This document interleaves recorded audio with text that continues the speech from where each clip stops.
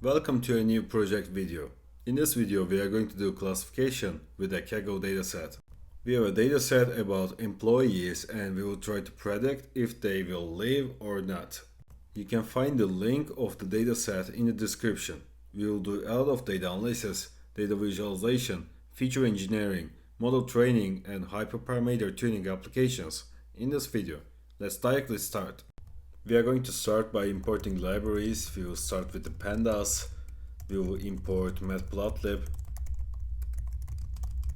We will import seaborn, and we will import numpy. And then we are going to do data reading, and we are going to transform our data into a pandas data frame. We will say data frame is going to be equal to the pandas.read CSV in our CSV file name here, and here it is.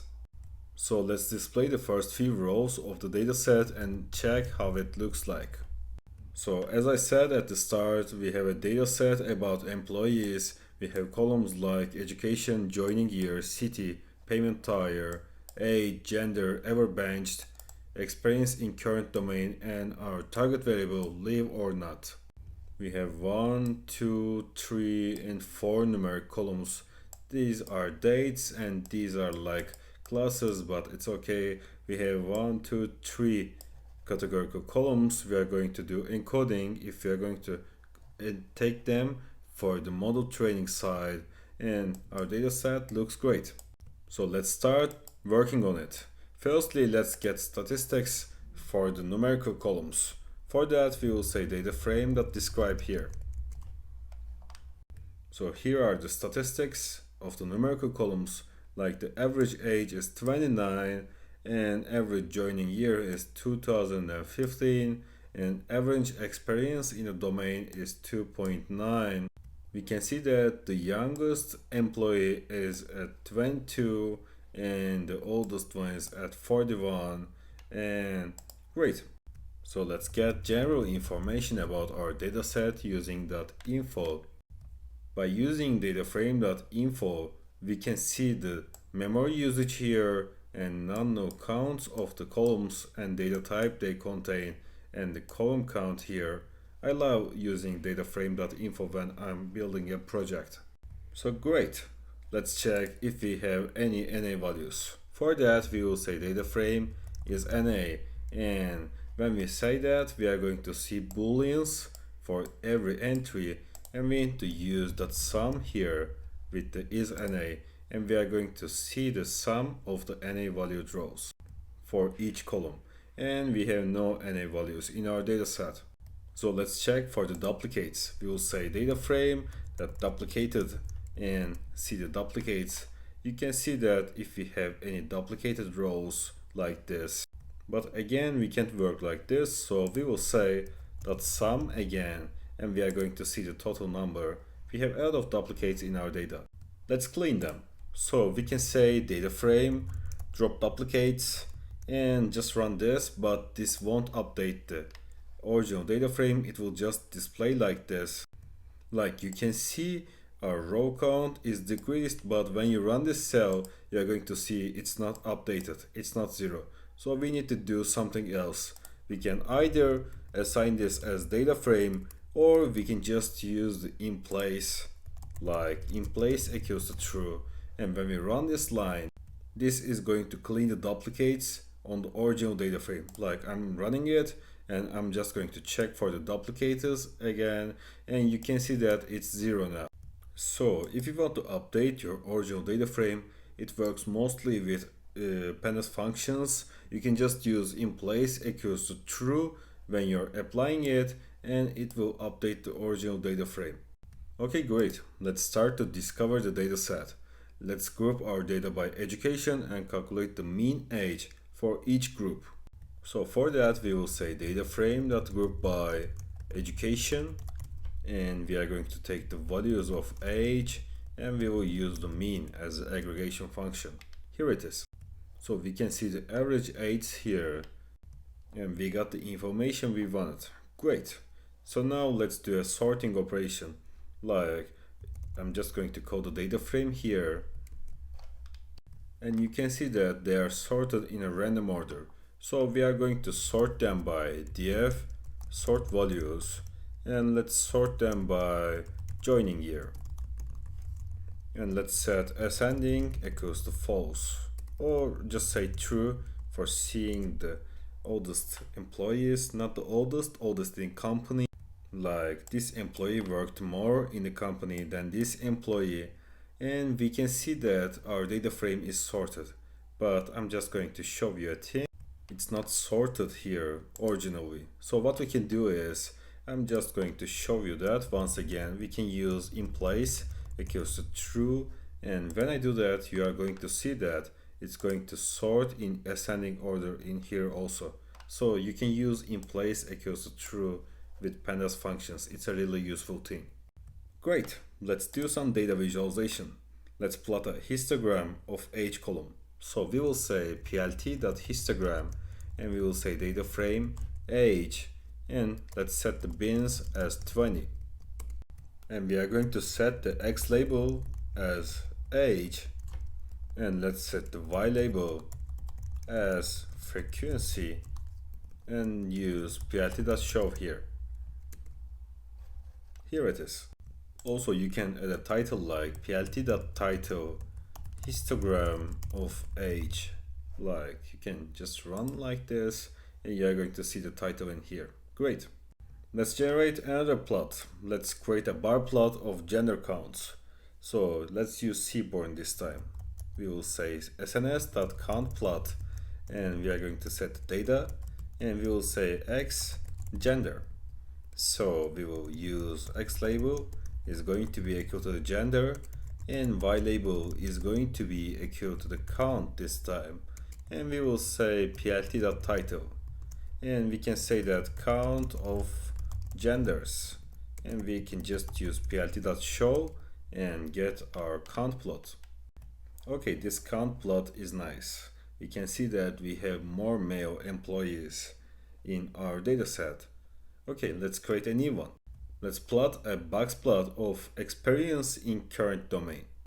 We will say SNS box plot, and data is going to be equal to the data frame again, and we are going to set x as experience in current domain, and we are going to say plt.xlabel experience in current domain, and we can just do title here like box plot of experience and domain like this, and we can just use plt.show. Here it is. Okay, let's create another plot. Let's create a scalar plot of age and experience in current domain. So we will say plt.scalar and data frame age. We will take the age, and we will take experience in current domain. And then we are going to do plt.xlabel. It's going to be equal to the age. plt.ylabel.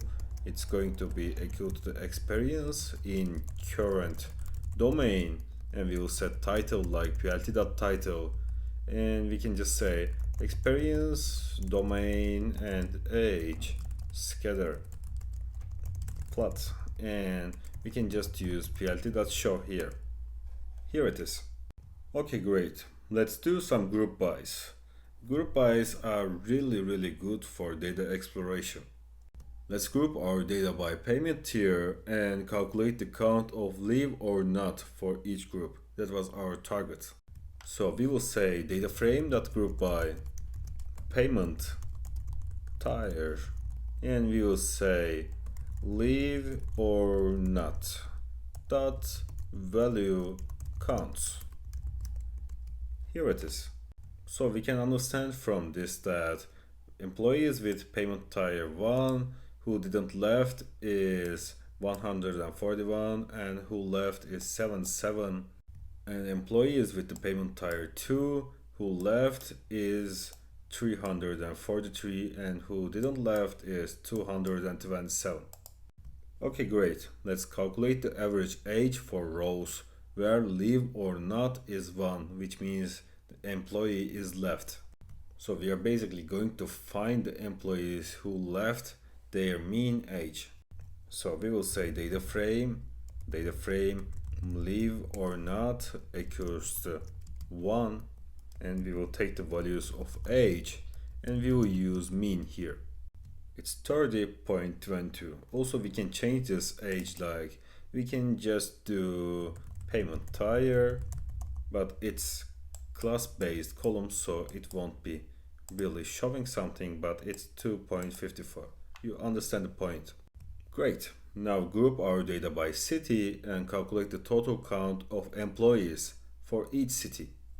So we can just do data frame that group by city, and we will take the values of city and we will use the count here. Okay, let's group our data by ever benched and calculate the percentage of employees who have been benched. So we can just say benched percentage and data frame that group by ever benched.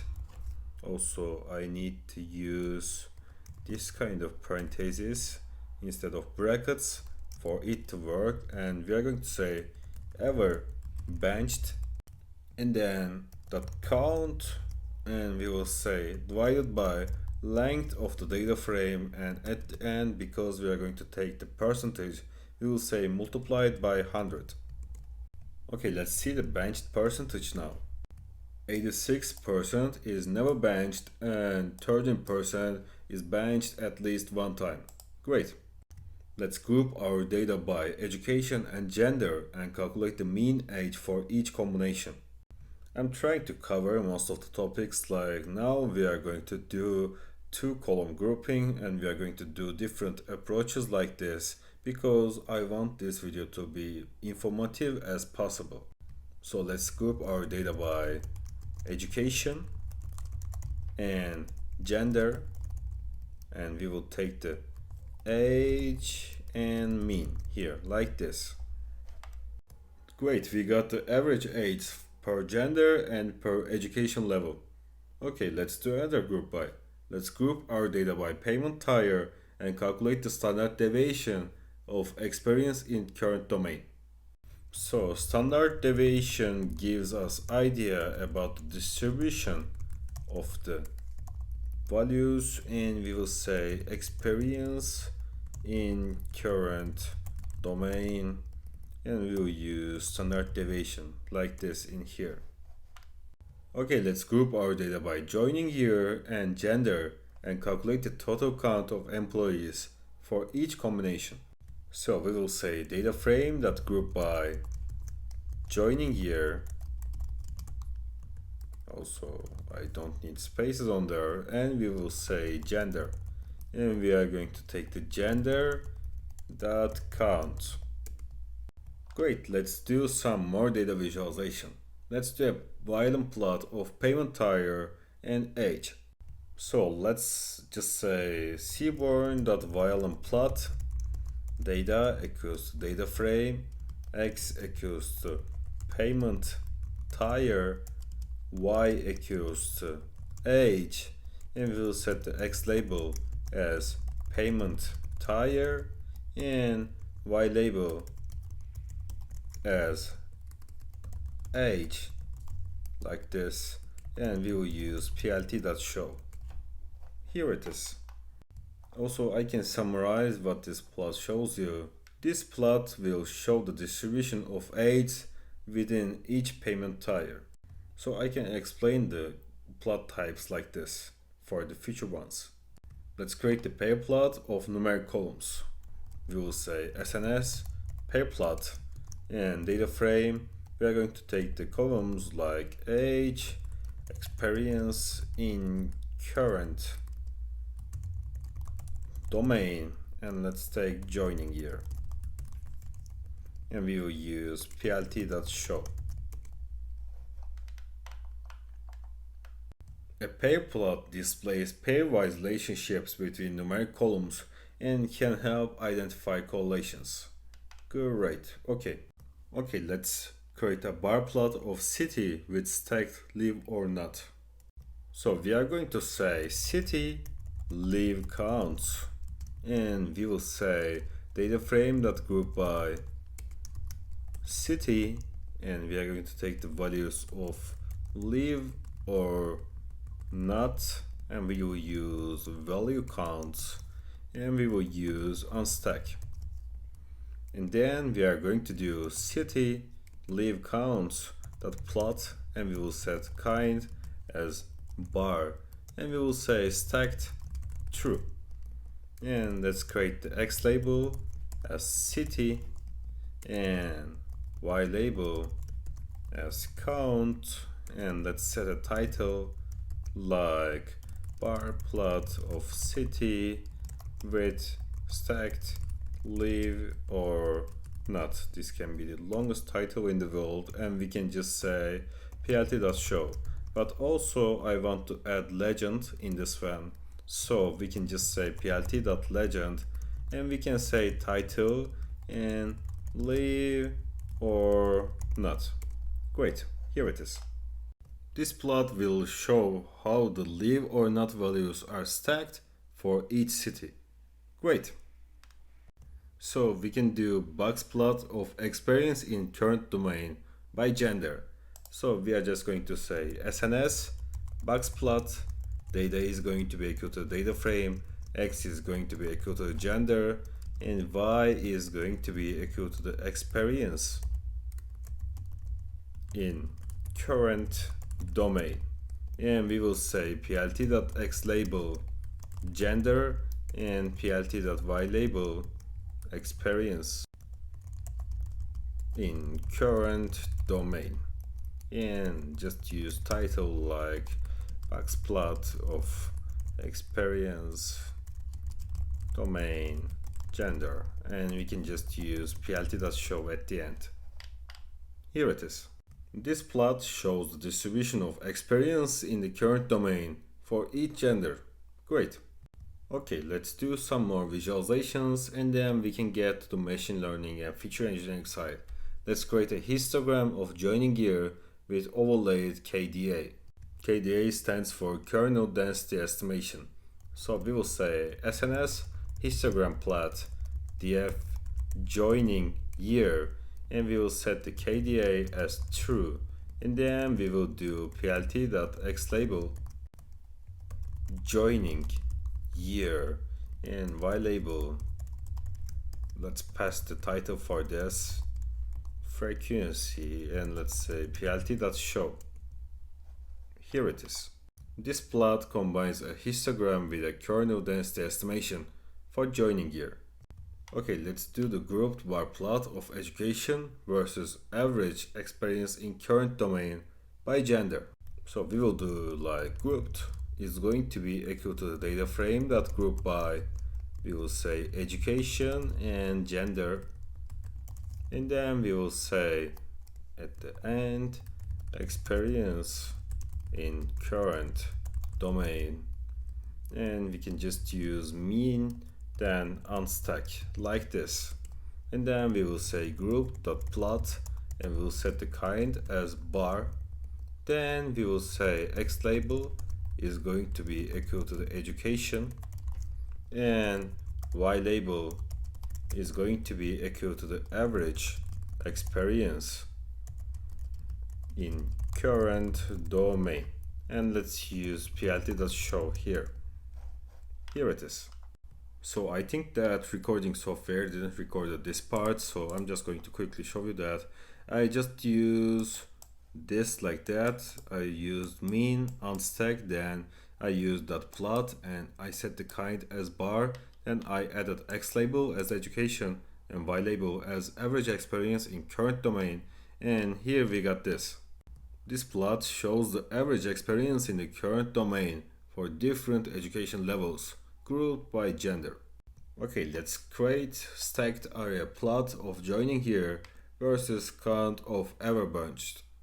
So we will say grouped data frame dot group by, and we are going to group by two columns, joining year and ever benched, and we are going to take the values of ever benched dot count, and we will use dot unstack like this. Now we will say grouped dot plot kind is going to be equal to the area, and we will say stacked is going to be equal to true. And let's say x label is going to be joining year, and y label is going to be equal to the count, also its label. And we will say plt.legend this time, and we will say title ever benched, and let's use plt.show here. Okay, in this plot we are visualizing how the count of employees who have been benched changes over time. Okay, let's do another visualization. Like we can just do last 2 and 3, and then we can get to feature engineering. Let's create group box plot of education versus age by ever benched. So we will say sns.boxplot, and we will set the data frame x as education and y as age and hue as ever benched. And let's set the x label as education, y label as age, and legend, also I need dot on there, legend title is going to be ever benched. And let's use plt.show here. In this plot we are showing how the age distribution varies within different education levels and whether employees have been benched. Great. Let's do grouped histogram of city versus experience in current domain by gender. By the way, I'm doing a lot of visualizations because every time we are doing a different thing, and we are going to do a different thing right now too, and we're just going to finish the visualizations in like 2 plots or 3, I'm not sure. I think I'm going to do 3 or 2, I'm not sure. As I said, I will say sns.facedGrid, and we will say data frame column is going to be equal to city, and hue is going to be equal to gender, and I will say g.map plt.histogram, and I will say experience in current domain, and then we are going to do g.set access labels. It's going to be experience in current domain, and the other one is going to be the count, and we will say g.add legend title is going to be equal to gender. Also I'm going to add the closing parenthesis, and I will say plt.show. Here it is. We are showing the distribution of experience in the current domain for different cities grouped by gender here. Okay, let's do a final one. Let's also cover the line plot and stop the data visualization thing because I'm bored of that. We are just going to say df grouped by joining year and city, and we will take the age, then we will take the mean, and we will use unstack, and we will say grouped.plot, we will say kind line, and let's set the marker as O here, and then we will say plt.xlabel, it's going to be the joining year, and plt.ylabel, it's going to be the average age, and let's use plt.show. Here it is. We are tracking the average age of employees over years grouped by city here. So we can just do feature engineering now. We are going to set our data for machine learning models in the feature engineering section. So let's just call our columns here, and we are going to see what columns we have. It was data frame, and we have education, joining year, city, payment tyre, age, gender, ever benched, experience in current domain, and leave or not here. So at the first step, what I'm going to do is I'm going to set all these as X and set this as Y, and then I'm going to take sum from inside of them. So we can just do X is going to be equal to data frame.ilog, and we will say we are not going to filter any rows, and we are going to take all the columns except the last one. So when we do that, we are going to see X is just going to be like we want it. Like you are going to see, we don't have our target in here. And for the y side, we will do like y is going to be equal to the data frame that I look, and we are not going to filter any rows, we are just going to take the last. And let's just get it, and you can see that we have our target in here. So as I said, I'm not going to take off the x, so let's just get the x. I think I'm not going to get the joining year, and I'm not going to get the city also in the x side for the models, and I'm not going to take the age too. Okay, so I'm just going to use the drop method here, x the drop, and we are going to drop the columns of joining year, city, and age. And also we are going to do in place equals to true. You already know that from the video. If we don't do that, it's not going to set the original x. And when we do that and check the x again, we are going to see we have the columns we want. Nice. Okay, the next step is going to be we have categorical columns on here and we want them numeric because we are going to train our models with numeric values. So what we are going to do is we are going to use encoder, specifically label encoder, for changing them into numeric ones.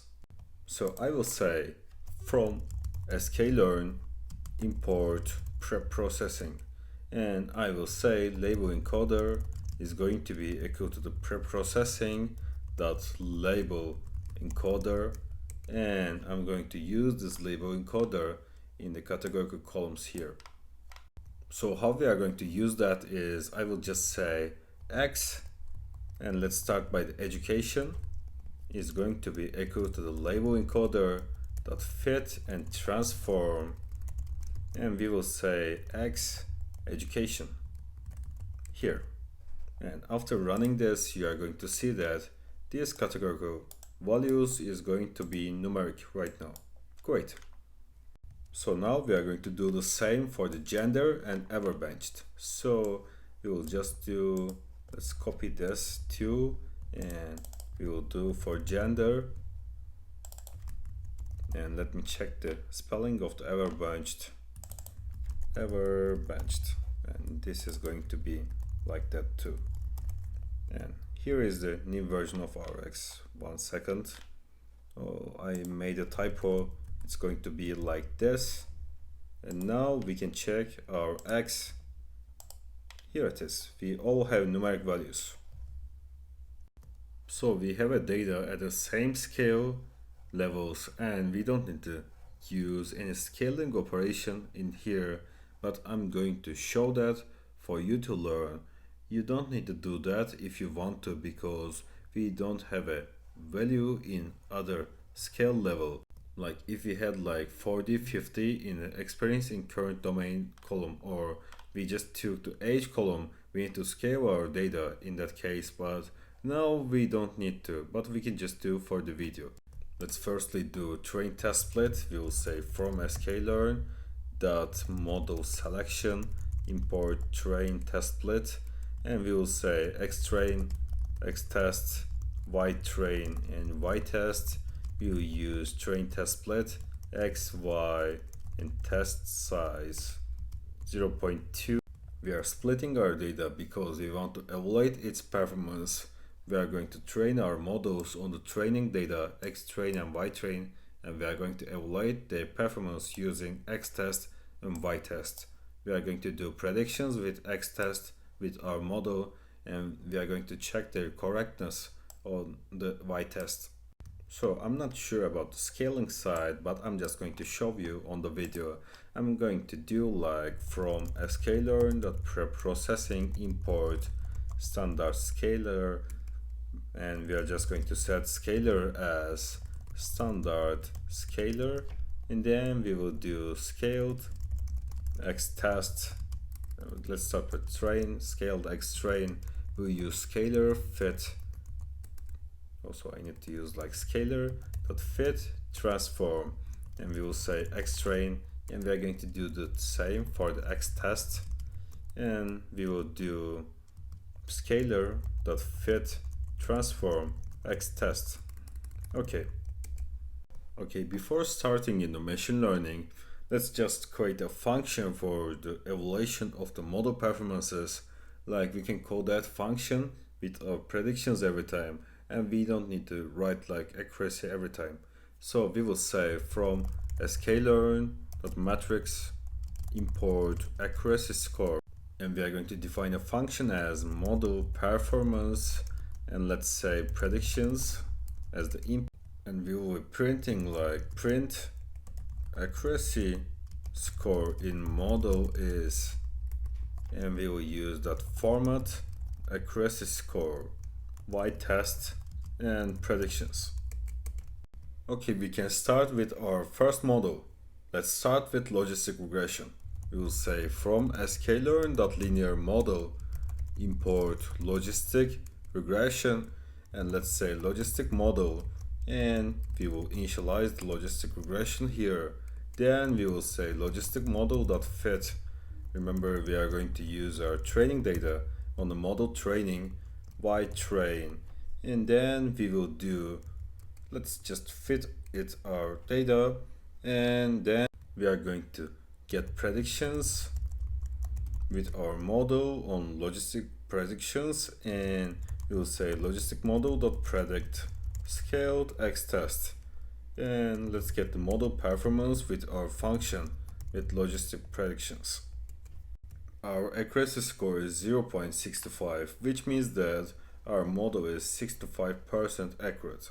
Great, let's train a k-neighbors classifier model with hyperparameter tuning and check if we can improve this performance with other models using hyperparameter tuning.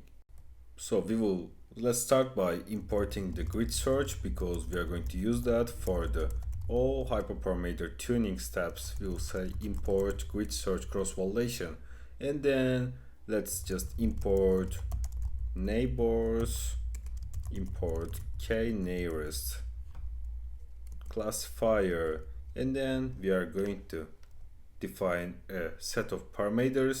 Like we can just say parameter grid, and we will do number of neighbors, and I'm not sure if we need two underscores in here. I'm just going to run like that, and if it raises an error, I will just quickly change it. 3, 5, 7, 9, and 11, and weight, I'm going to say uniform, and distance, and then for the algorithm side we can say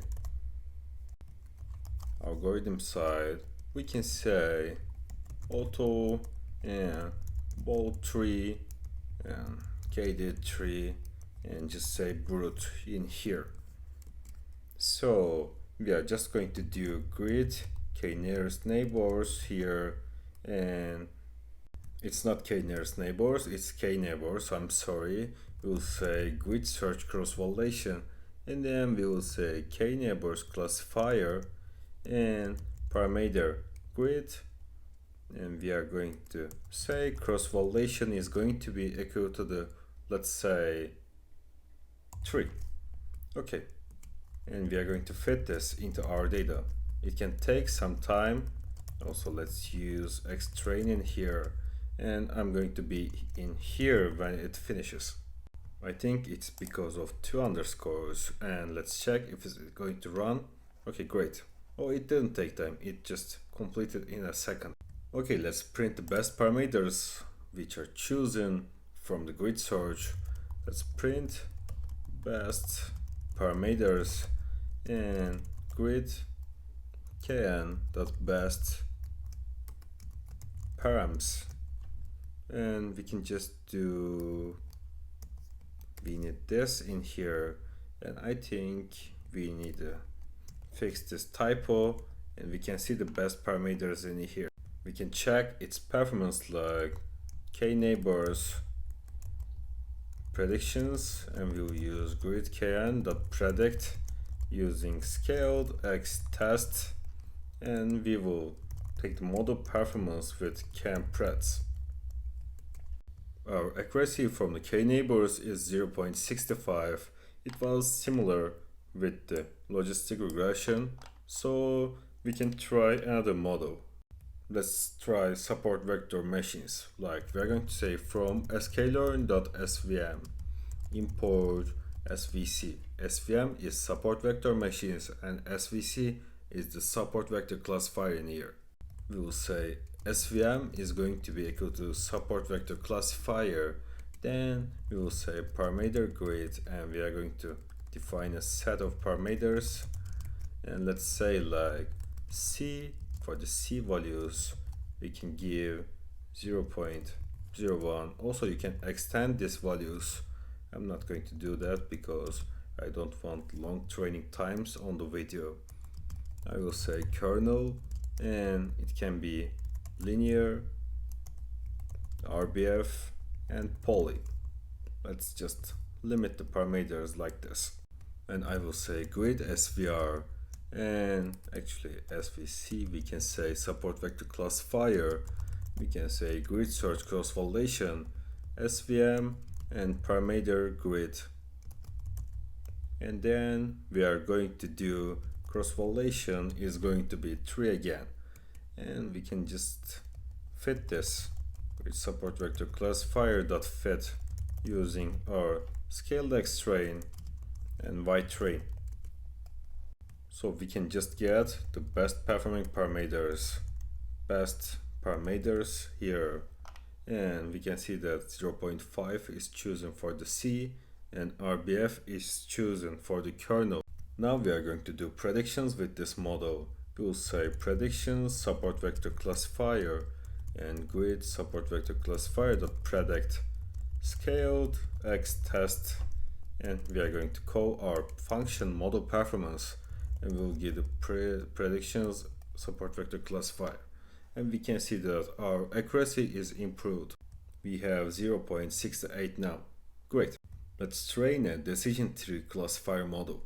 We will say from sklearn.tree import decision tree classifier, and we are going to define a set of parameters. We will say criterion, and for the criterion side we can say Gini and entropy, and we are going to say splitter, and let's say best and random. And for the max depth side we can say none, 10, 20, 30, 40, and 50. I think this is going to have the longest training time. Minimal sample split side we can say 2, 5, and 10, and at the minimum samples leaf side we can say 1, 2, and 4. These are our parameters, and we can just say grid search tree and grid search cross validation. We can just say decision tree classifier, then we can set the parameter grid, and we can say cross validation equals to 3, and we can just fit this like grid search tree fit scaled X train and Y train. Also, when you are using tree models like decision tree and random forest, you don't need to scale your values, but I'm just going to do that because why not? It's not going to change anything if we scale, and here we fitted our model. So let's see the best parameters like grid search tree dot best parameters chosen, and we can see entropy for criterion, 30 for max depth, 4 for minimal samples leaf, 10 for minimal sample split, and random for splitter. Okay, let's get the performance. We will say predictions and grid search tree dot predict scaled X test, and let's get the model performance from predictions. It's 0.68. I will just check this one. It performed better. Yeah, tree model performed better. Okay, this was the best performing model by far. Okay, we are just going to train another model, and I'm going to end this video. We are just going to train a random forest model. From ensemble import random forest classifier, and let's say random forest classifier model is going to be equal to random forest classifier. Then we will say number of estimators.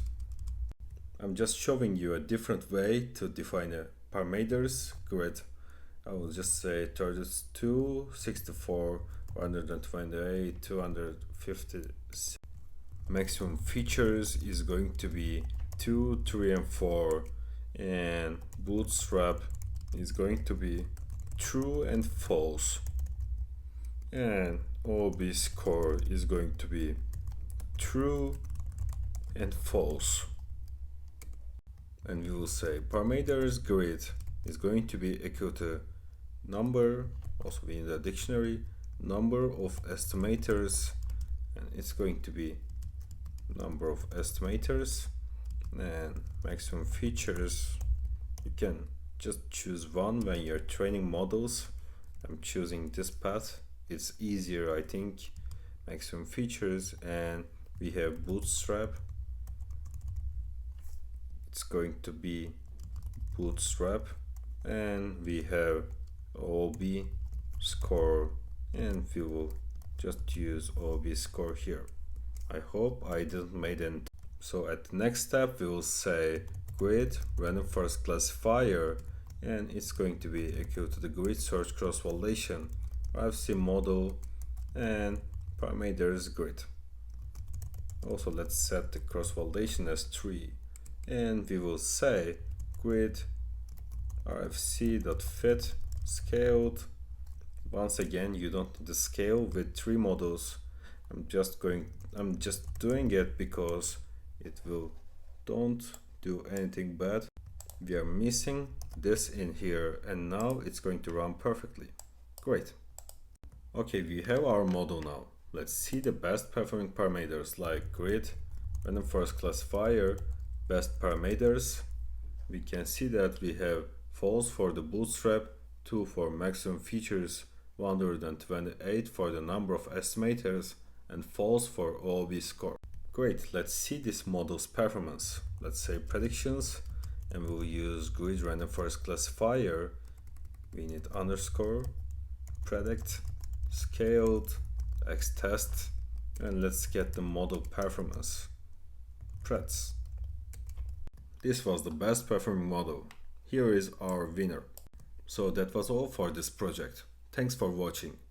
I have a full playlist of projects where I made over 10 projects about data science. You can check that playlist from my channel. I'm creating content about data science and programming. You can subscribe to my channel for seeing more. Have a great day.